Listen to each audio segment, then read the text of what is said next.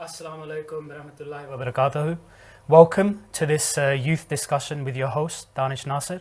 And I'm joined today by my good friends. We got Ataul Madin Kudus and Khalik Arif in the studio with me. And we also have Shams Najm on Skype with us as well. Welcome, boys. And for everyone watching, please leave your comments on YouTube and the WhatsApp number that you can see on your screens. And, let's make this an interactive discussion. So welcome, boys. How are we feeling? Yeah, feel alhamdulillah, good. Blessed to be here. It's nice to sit in the studio, actually being out of the home and, finally getting out a little bit and seeing you guys. Yeah, it's really good to see you as well. I know you very well, so let's tell our viewers a bit more about yourself. So Kudus, do you want to tell us a little bit about yourself? Yeah, alhamdulillah, in my profession, I'm a qualified solicitor. I currently work in compliance in the financial industry. In our community, I'm serving in the Voice of Islam radio station on a weekly basis and also in our internal legal department. I'm married and blessed with 3 kids. MashaAllah. So you've got a busy life, eh? Very busy, alhamdulillah. Yeah, it's very busy. It's up and down with the lockdown as well, of course, when you're with the family inside, and it's quite hectic and it's difficult to balance and have the right balance. I can imagine. So how do you perhaps find that balance? So balancing your work life with your family life, with all the Jamaat work that you do as well. How do you manage? Because that sounds like a lot. 3 kids. Yeah, no, it's to be honest, you need to have the right mentality. It's obviously a balancing exercise, but at the same time, you need to dig deep. You need to manage your time really well. You need to organize your day, or at least try to organize your day with 3 kids as well and with your family. But then you realize that during the day, there are pockets or windows of time which you can utilize to, for example, do Jamaat work. You'll be your lunchtime, or let's say you finish your job in the evening before dinner, or even if it's after dinner, you have a few hours, you still feel a bit energetic and you continue doing your Jamaat work and utilize that time. But yeah, I mean, it's really a give and take. You sometimes need to compromise on certain things. You might have to compromise on some of spending a bit of time for yourself, but at the same time, there's nothing wrong with taking some time off for yourself as well.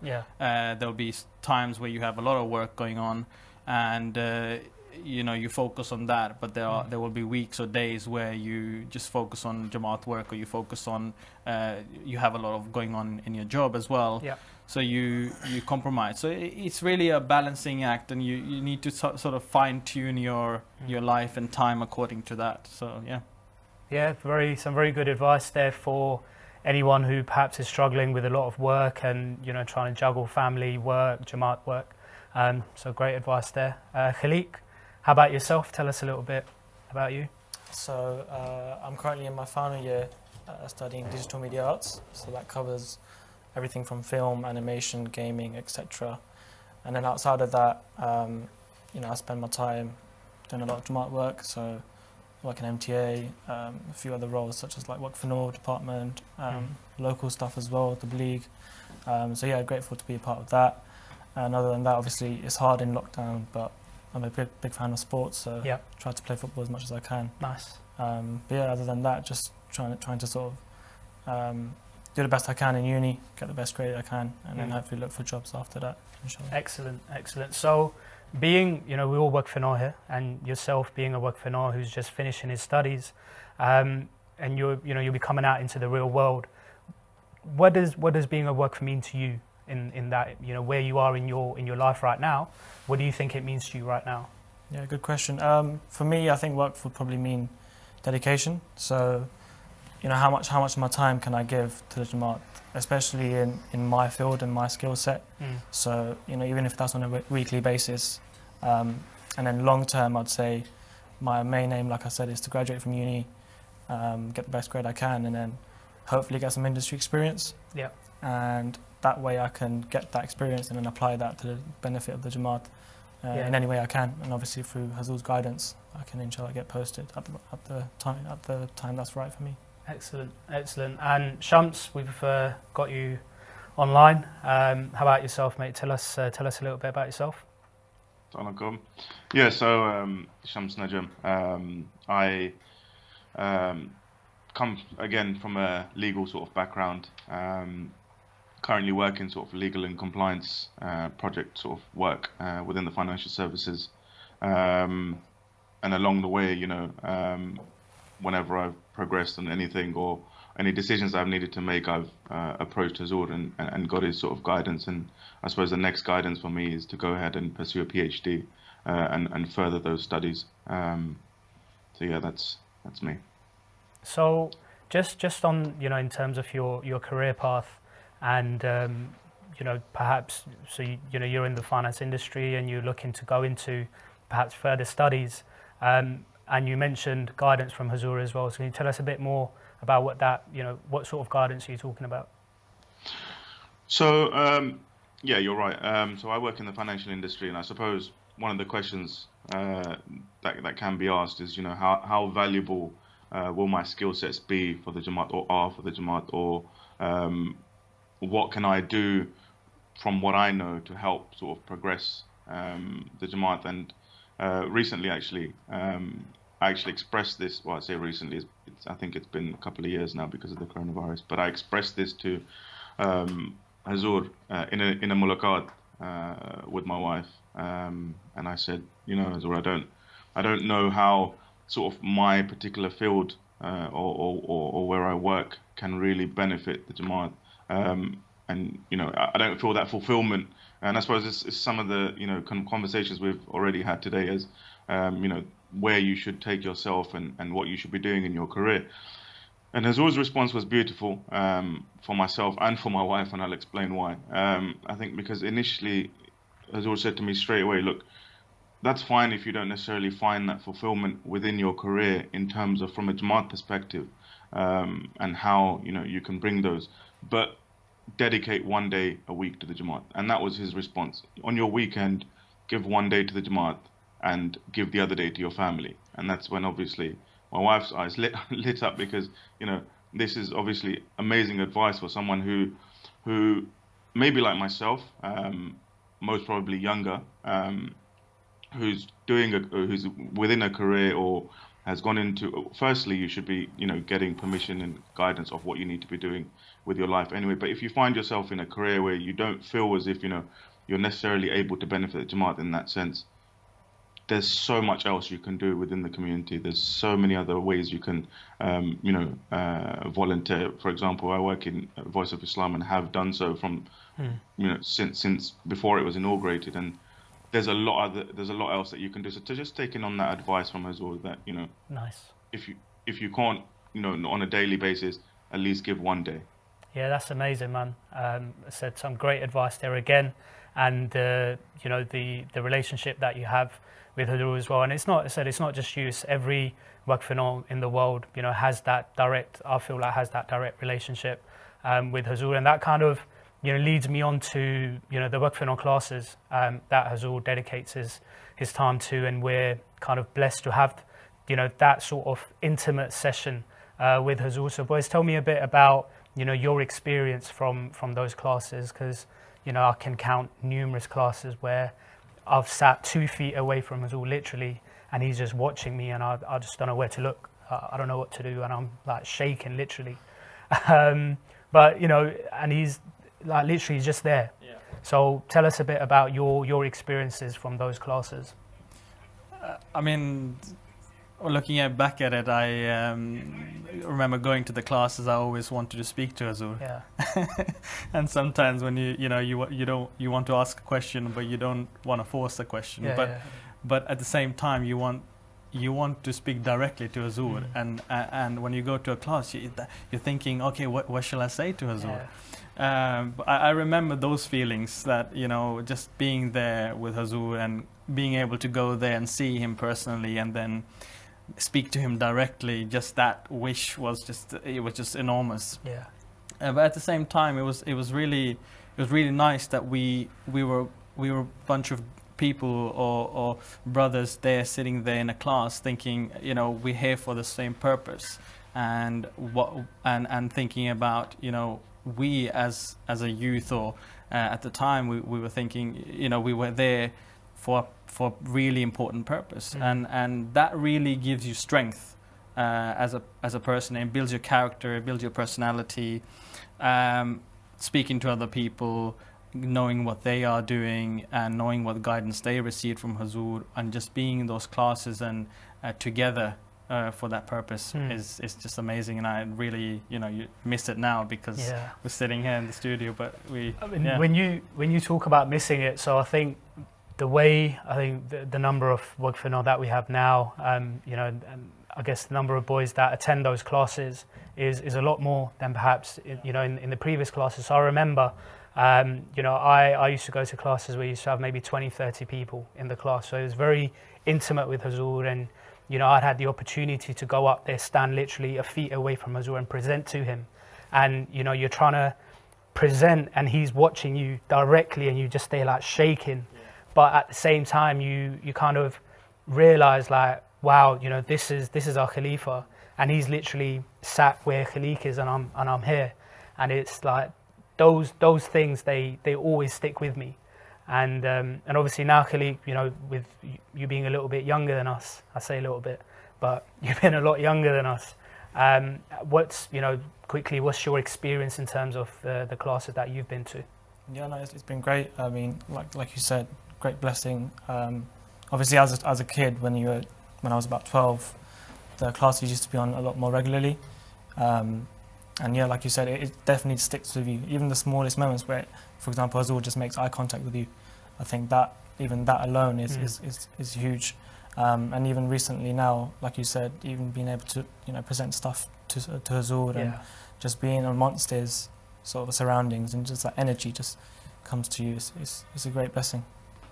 Nice guys. We're getting a lot of comments come through as well. So as I mentioned earlier, please do comment in the YouTube comment section if you're watching online, and you can send in your comments and your questions via the WhatsApp number on your screen as well. So some of the comments we have, we've got a comment from Muhammad Munzir from Nigeria, and Muhammad is really enjoying every bit of the program, and he prays that Allah continue to strengthen us, and he wishes that there could be programs like this every month. We also have a message from National Secretary Waqf-e-Nau Bangladesh, from Hasib Ehsan Ratan Saab, and he's saying this is a very good organised program, and he's praying for the success of the program. So we'll be reading out more comments throughout this discussion, so please do continue commenting and sending us your comments and your questions through the WhatsApp number there as well. So moving on, boys, I want to, we've touched upon the Waqf-e-Nau classes and how blessed we are to have the opportunity to have these classes with Hazur. And I kind of want to move on to, where we are in our lives. We all, Khalid, you're finishing studies, you're about to go in to your career. Shams, Qudus, you're both, and myself, we're all, in our careers and working. But does it, there's this question that I feel like we need to discuss and talk about, is we could be called at any time to come and serve the Jamaat. Literally we could go home and there's a letter saying that, you're called to do this, whatever the process is. Does that not scare you with all your, worldly commitments that you have, all the family commitments that you have, all the children that we have? Does that prospect not scare you? I think it does. Well, I think, absolutely. At some point, it does when you think about it. But I think because we're so used to the worldly cycle we live in, so every day we have a agenda. We're going to work and doing our worldly things, and we have certain commitments. And then you also think about, for example, financial commitments, or you think about family and that kind of commitments. But and now when you sit here and when we think about it, I think given that it's you developed as a person, as a Waqf, and now you worked in Jamaat, you worked in the community, you you've seen Hazur, and you met Hazur several times. For myself, I've personally met him many times to get guidance on what I should be doing next at every stage. Then it kind of gives you the strength to know that at any point when Jamaat needs you, you will be able to sacrifice and give up the worldly commitments.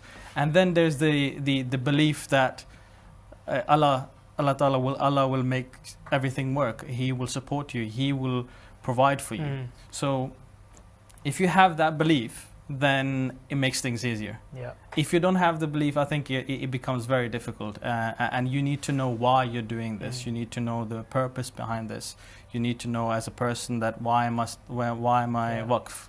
And I think that comes from the beginning, from a youth, from a very young age. But also over time, I think it's important to get guidance from Hazur. It's important to attend the classes. It's important to speak to the Waqf-e-Nau department. You know, even in speaking to us, just I think at the time when I was Waqf and we sort of had to renew as well, I think there was limited information at the time, but I think it helps speaking to other Waqfin and meeting and going to events and knowing people and knowing their experiences and what guidance they've received. So, but definitely, I mean, ultimately, if you have the belief that God will take care of you, then it makes it easier. Yeah, definitely. Shams, what about you? Do you feel scared? Yeah, I think I agree with Qudus. No doubt there's some nervousness, and that is, as you said quite rightly, it's naturally because we're living the worldly life, right? And so that's all we know on a day-to-day basis. You know, we get a paycheck at the end of the month. You pay off your bills. You live within those means, and you're so stuck within that cycle that to sort of tear all of that apart and go into something, as mentioned earlier on in the program, that being a Waqf isn't a job; it's a lifestyle. So to completely change your lifestyle and go into something else, no doubt there's some nervousness, but as Qudus mentioned again, if you know you've been brought up to actually understand the true essence of Waqf, each time you've been asked to sign on that form again, that do you want to continue? Do you want, you know, there's no compulsion. So we have actively decided to sign this again and again and again and say yes, we are continuing the Waqf. So at that stage, what fear can you have? Yeah, spot on, and I think that's again some very good advice for everyone watching. In terms of, you know, if you feel any hesitation, if you feel scared at times, and you don't know what to do, then as we mentioned, there's so many different avenues available to us as Waqf-e-Nau now. And I think the biggest one, I want to highlight, and the biggest one that you guys have mentioned is your relationship with Hazur. You can simply write a letter to him at any time. You can even send in, emails to him at any time, and you'll get an answer. He reads every letters, and he'll respond with some guidance. And I think that's the best thing that you can do if you're feeling a certain type of way about being a Waqf and you're not fully comfortable with it. I think also, sorry, Khalid, go on. Just from a young person's perspective, I think for a lot of Waqf-e-Nau boys, it's easy to think that you're on your own. Once you've decided your university degree. Yeah. You will think, okay, 3 years now, that's it. I have to do this thing on my own. But I think in reality, from my experience, you have so many resources by your side. For example, you have this Waqf-e-Nau rally that we're blessed to have this weekend. You can learn so much from, and also for me personally, I feel grateful to have elder Waqf-e-Nau boys like yourselves, who I've known for 8-9 years, who I can look to for some guidance, some help, keep me on track. So I think that's also important and crucial. Yeah, spot on. And I kind of want to stick to, we've got some footage of some of our trips as well. We'll touch upon the blessings of us being able to go on these trips. There's a few trips that we've been on together. But just before we come on to that, there's another point that's kind of related to this, to what we was discussing that I want to touch upon, is there's, and more to yourselves, Qudus, myself and Shams, us being parents, is do you feel like you can kind of dictate what sort of profession or how your children, what professions your children go into? And, you know, also, do you feel like your children should be Waqf-e-Nau as well? Again, I know a bit personal, but I feel like there's people out there that perhaps, you know, young parents, young fathers that might be, you know, have questions around, you know, how should I raise my children? What should my children go into? How, you know, what sort of influences should I be giving my children? So do you feel like as parents or as a father, how much influence should you have in terms of what your child, you know, goes on to become? I mean, I think there is a fine line between sort of force and encouragement. As you want to encourage your child, as a parent, you see the quality in your child and what kind of qualities they have, and you kind of encourage them to go towards a certain way. But I think whereas in terms of how much you should push them to go towards that career path, I think that's really a choice they should be making, what career path they should choose. But you should definitely encourage from a young age, and looking at the qualities they have, perhaps even develop those qualities and help them, encourage them in every aspect of life. But ultimately, as a Waqf, they should ask the Jamaat what the Jamaat needs. And alhamdulillah, I'm blessed with 3 children. My eldest daughter, graciously Hazur approved her as a Waqf-e-Nau. So ultimately, as a Waqf-e-Nau, you should ask the Jamaat. But as a parent, you should definitely encourage them at every stage. But I think ultimately, if they are not Waqf, but then they should make the decision themselves what they want to do. Yeah. Shams, how about yourself? Yeah, so it's you know, it's an interesting question. Both of my sons, alhamdulillah, are Waqf-e-Nau and have been accepted in the Waqf-e-Nau scheme. And that was because I feel like growing up, being part of this scheme, there's been immense blessings. You know, you can say there are some pressures because as you walk this life and the country we live in, there are some challenges which are natural. And to try and avoid some mistakes, you will make some mistakes. But to come out on the other side, you know, sometimes it's challenging. And so there is obviously that thought process before putting your children in that, you know, how are we going to nurture these kids better? I think it's important because we've been able to be part of that blessing. And recently, MTA, you know, on their program this week with Hazur gave advice, and I've forgotten to which delegation he was speaking to, but he responded to a question where he said that, you know, as Ahmadis, we shouldn't be looking at the way the world works and bowing down to some of these leaders. We need to realize that we're going to be the leaders. We are going to be setting the tone. We're going to be setting the pace. And so when you have that in mind, you can only expect your children to be brought up within that same sort of principles in mind that, you know, you are going to be leaders. Whatever you do, whatever career you take, you are here to serve mankind. And that is all you need to instill. Yeah, spot on. And I think just, you know, within those careers, and if there's any Khuddam who are watching and they perhaps feel like they're not in a career that could benefit the Jamaat, I think the best thing you could do is, you know, get guidance from the Waqf-e-Nau department, from Hazur, from Jamaat.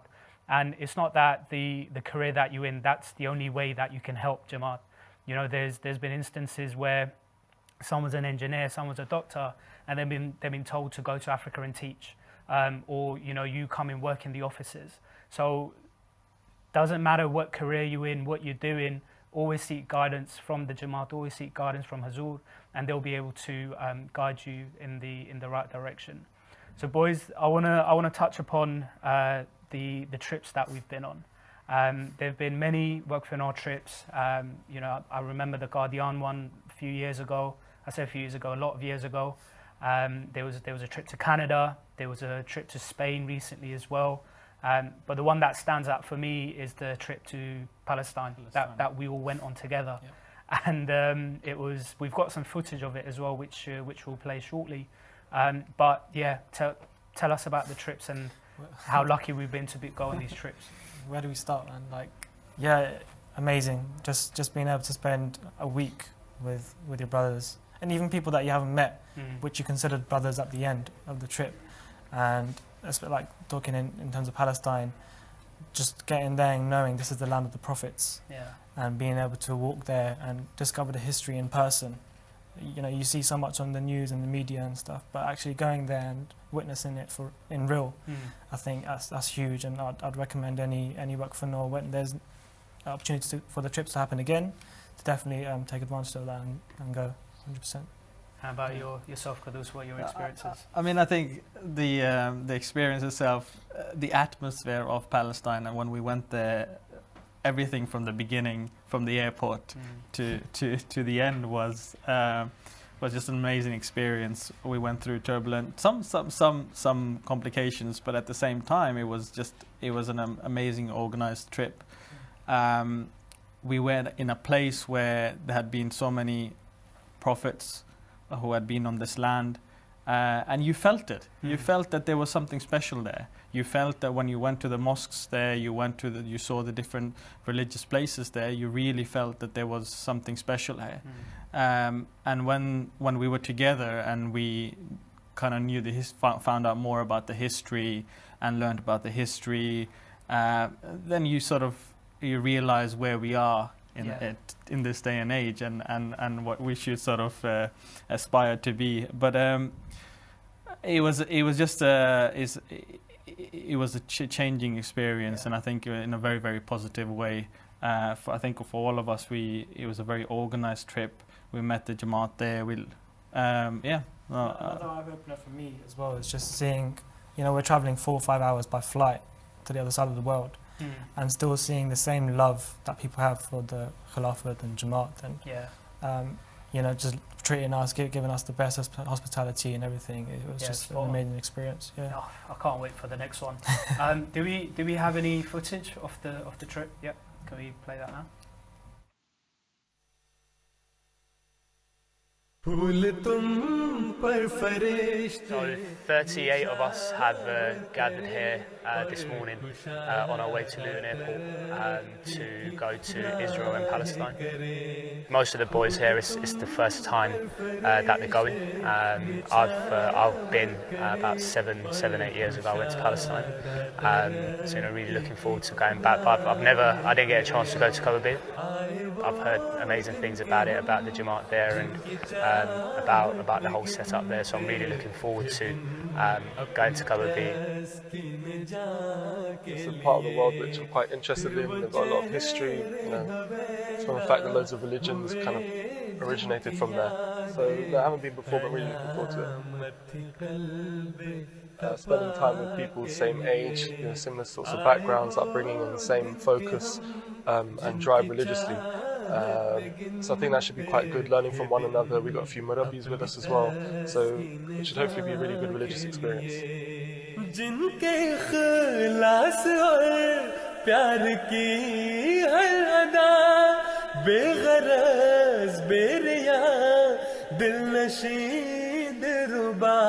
बेसदा जिनकी आँखों का करबो बला Karbala है दिले आशिका के लिए बेसदा जिनकी आँखों का करबो बला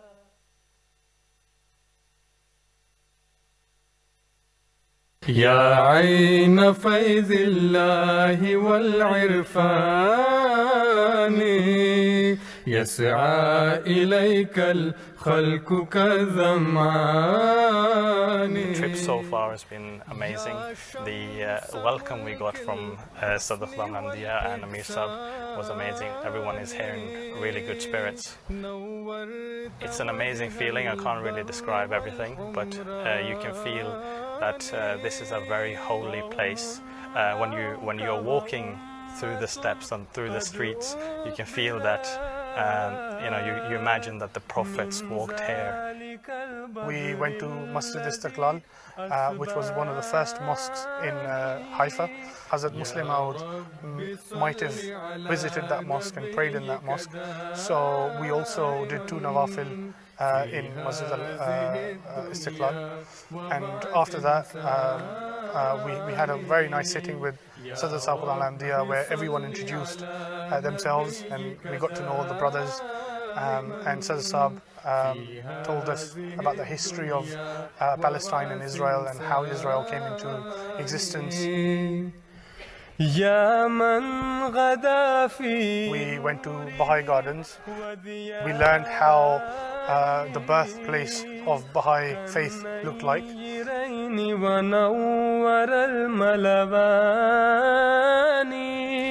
يا بدرنا يا آية الرحمن أهدى الهداة وأشجع الشجعان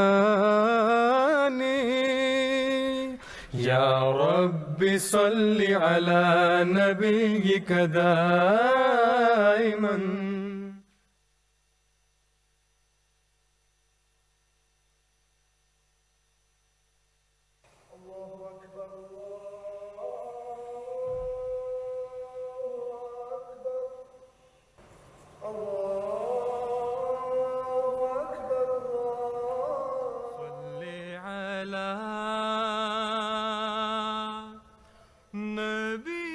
So this is a church which is known as the Church of Spelcher. The church is built afterwards, but this is a place to say where Hazrat Jesus was crucified. When we walked here, you know, that path must have been the path where he had to walk, where people were throwing stones at him or, you know, hitting him, etc., etc.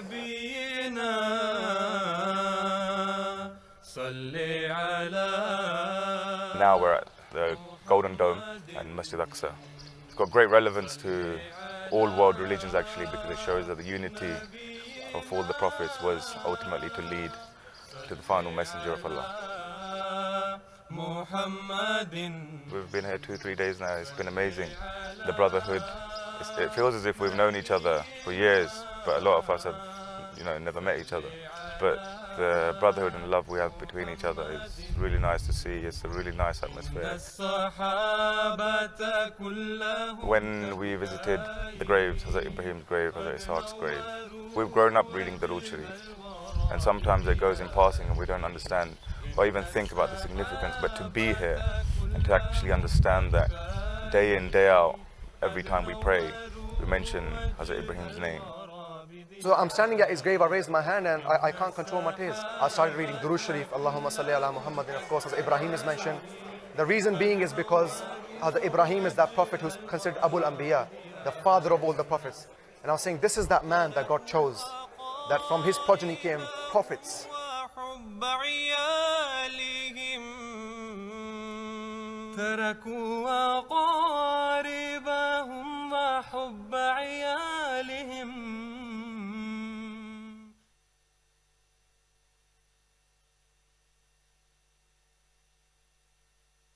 बहार आई है दिल वक्फे यार कर देखो.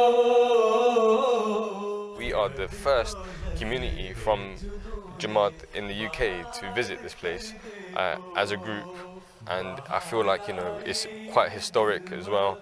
A lot of the Waqf-e-Nau are learning a lot about you know, why this place is significant, and it's the first time for many people as well, and we're just building a stronger bond between us. First place we visited was this place called Jericho. It's the oldest city on earth. It's estimated to be around 10,000 years old, and when you go there you can actually see ruins and outlines of buildings, and it's incredible to see the structure of how the place was built. After that we went to the baptism site of Jesus, and that borders Jordan, and there's a river in the middle, and you can actually see how the Christians, you know, they immerse themselves in the river to follow the tradition of Jesus. The Dead Sea is the lowest place on earth, and is the highest concentration of salt on earth as well. It's so salty that you cannot go down and you literally just float. It's meant to be really good for your skin, so a lot of the brothers were just, you know, enjoying themselves in the sea. Overall for me it's been a real, you know, eye-opener, and I've loved it also because I get to spend some time with my brothers, learn a lot about them as well. There's a lot of people that I've never met before, and everyone has a good story about what they want to do, why they Waqf, and what they want to do in life. So, you know, us Waqf-e-Nau, we've dedicated our life to the cause of humanity, for Islam.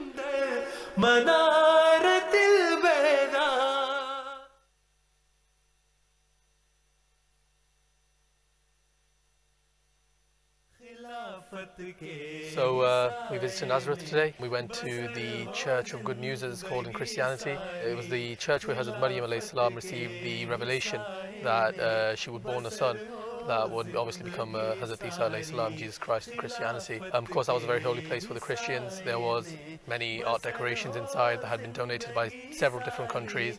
The Honeybee Factory was one of the unique places that we visited in Israel. It was a big farm. There were many honeybees that were being farmed with the intention of producing honey. So one of the greatest examples we saw in the honeybee was how the honeybee always follows the example or the leadership of the queen bee. Wherever the queen bee is, that's where the honeybee is. Whatever instructions he or she that receives from the queen bee, the honeybee goes out and does that. And that was a really big focus on one of the themes of our Israel-Palestine trip, of itat, and that itat, that obedience, and why we are obedient to, whether it's your team leader or whether it's the Khalifa, that the essence of obedience has to remain the same. And that was one of the big lessons that we learned from the honeybee, and we could relate to that on a spiritual level as well as a physical level. After Jummah we met people I've never talked to, never seen before, or just met them at Jummah, and they received us with a lot of love, you know, affection, and like we knew each other for a lot of years, so this hospitality been amazing. It's a place that you just want to come back to and come visit. Although we were here for 6-7 days, we obviously didn't get the chance to see everything, but you know, I'd love to come back with the Jamaat or even with my family and experience that all again.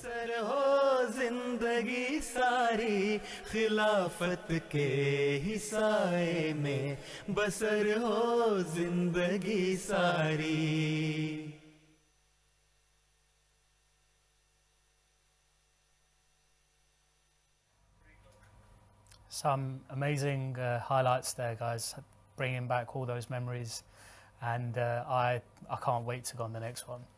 And for those of you watching, if you haven't had the opportunity to go on these trips, do make sure you utilize the next trip coming up, whenever that might be, and make sure you go on the trip. It's unforgettable experience. We've been on them trips, and we can testify that they're amazing trips, and we still talk about them till this day. So I just want to wrap up here. I'll just read a few more comments that we are getting in. We've got a comment from President Lajna Imalla Finland. Jazakallah for the fabulous program. We have a Tarbiti class going on this weekend, yet in the breaks we're still watching the live transmission with the Waqf-e-Nau in Finland. That's amazing. And we've had a couple more comments here. We've got a comment from Kazakhstan. It's from Aktay from West Kazakhstan. He's saying, Salam, thanks for this beautiful program. And this is a message from Adnan Ahmed from Kazakhstan. Amazing. So, people are watching in Kazakhstan. How amazing is that? So just to wrap up, boys, just want to kind of touch upon a few points that we've mentioned today. And for me, the key here is don't be scared by your work. If you feel apprehensive, if you feel like you're not sure if this is the right thing for you, seek guidance from Hazur. Write a letter to Hazur. As Shams mentioned earlier, he actually went and had a mulaqat with Hazur, and he kind of discussed his concerns with Hazur.